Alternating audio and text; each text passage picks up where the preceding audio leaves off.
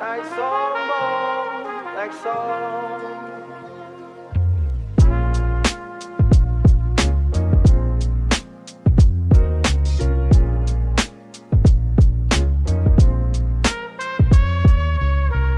សម្លឹងមើលបាតដៃដែលទូទេស្អាតនៅក្នុងពិភពដែលវែងតម្លៃដោយក្រដាស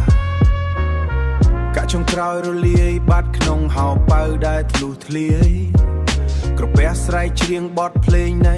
នៃភាពអត់ឃ្លានយូរលងខ្ញុំដើរលើថ្នល់ដែលក្តៅឯងដោយវាលខ្សាច់ឃើញមិត្តភក្តិម្នាក់ឈរនៅកាច់ជ្រុងរបងផ្ទះ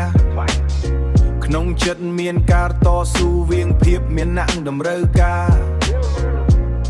ពាក្យសម្ដីជាប់ក្នុងបំពង់ដូចជាគ្រាប់ខ្សាច់បងអើយសុំខ្ចី$10សិនបានទេសម្រាប់ថ្ងៃនេះដើម្បីទិញបាយមួយចាននិងទឹកថ្លាមួយដបដើម្បីបន្តដង្ហើមឲ្យផុតពីពន្លឺថ្ងៃដែលឆេះឆួល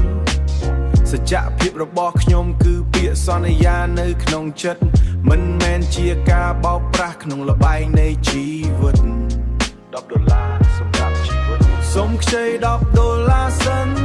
ស្អែកខ្ញុំនឹងសន្យាដោយកិត្តិយសបងយកក្រដែលមិនព្រមចុះចាញ់ស្អែកជាសង្ឃឹមស្អែកជាឱកាសថ្មី$10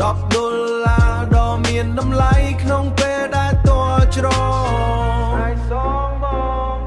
ឯសង$10នេះមិនមែនគ្រាន់តែជាក្រដាសពណ៌បៃតងវានាំមកនៅតយភាពនៃដង្ហើមដែលចិត្តដាច់ក្នុងសង្គមដែលគេមើលរំលងភាពស្មោះត្រង់នៃអ្នកក្រខ្ញុំមិនចង់ជាប់ជំពាក់នៅបំណុលនៃវិបេសារីស្អែកគឺជាពាក្យដែលមិនច្បាស់លាស់សម្រាប់អ្នកដទៃរង្វង់នៃជីវិតវើជំដូចជាកង់រទេះដែលមិនឈប់ឈរ